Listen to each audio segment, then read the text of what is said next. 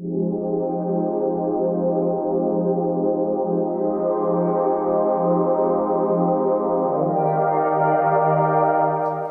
in this video I'm going to be going over the trig integral rules, and I feel like the best way to do this is to go over the trig derivative so we can take a step back and see how we actually get the stuff.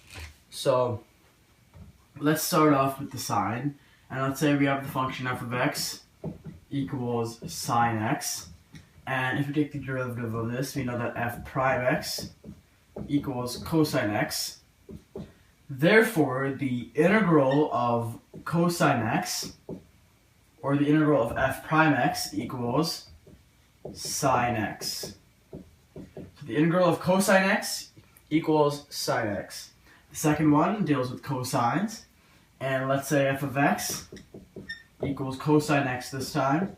That means f prime x equals negative sine x. So therefore, if we work backwards, the integral of negative sine x dx equals cosine x. Now the next one is now with secant and tangent. We know that if we keep f of x equal to tangent x, that f prime x equals secant squared x. Therefore, the integral of secant squared x dx equals tan x. And the fourth one is secant x, finding something that will give you the secant x. So f of x equals the secant of x. That means f prime x equals secant x tan x. And therefore, if we bring this over here, the integral of secant x tan x dx equals secant x. So the fifth rule now uses cosecants and cotangents.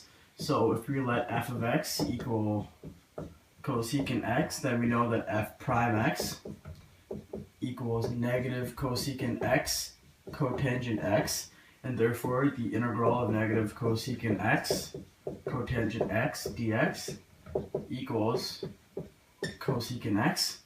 And the sixth and final trig integral rule is the cotangent rule. So the if we leave f of x to be cotangent x, that means f prime x equals negative cosecant squared x, and therefore the integral of negative cosecant squared x dx equals cotangent x.